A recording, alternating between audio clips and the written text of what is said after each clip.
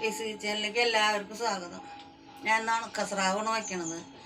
അപ്പോൾ അത് ചൂടുവെള്ളത്തിലിട്ടുണ്ട്. നന്നാക്കണ വിധം കാണിച്ചു തരാം. അപ്പോൾ അത് തിളച്ച വെള്ളത്തിലിട്ടുണ്ടായിരുന്നു. ഞാൻ അതിൻ്റെ തൊലി കളയാന്നും പറയാം, മണൽ കളയാന്നും പറയും. തൊലി കളയാന്നുള്ളത് തന്നെ ശരി. അത് ചൂടുവെള്ളത്തിലിടുമ്പോൾ ഇങ്ങനെ ചിരണ്ടി കളയണം.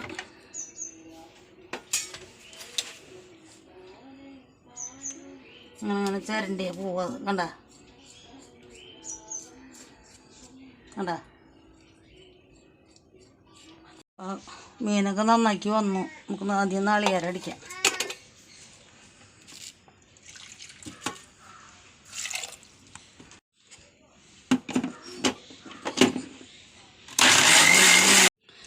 മീനൊക്കെ തൊലി കളഞ്ഞ് പച്ചവെള്ളത്തിൽ ഇട്ടുണ്ടായിരുന്നു.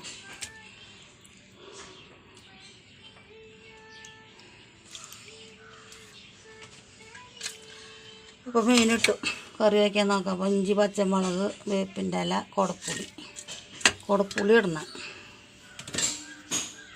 മുളകും പൊടി, മല്ലിപ്പൊടി, മഞ്ഞൾപ്പൊടി.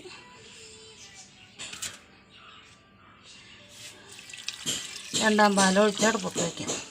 ഉപ്പുമീനായ കാരണം കുറച്ച് ഉപ്പ് ഇടാന്നാലും.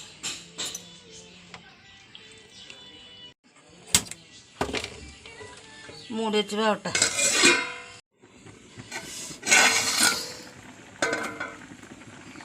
കറിയൊക്കെ തിളച്ച് വറ്റി കഴിഞ്ഞാൽ ഒന്നാം പാലൊഴിക്കാം.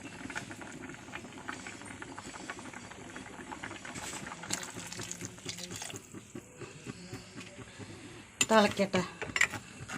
കാച്ചി ഒഴിക്കാനുള്ള ചട്ടി വെച്ചിട്ടുണ്ട്. അപ്പോൾ അതിൽ എണ്ണ ഒഴിക്കണം. ഉള്ളി ഇടണം. വേപ്പിൻ്റെ ഇല ഇടണം.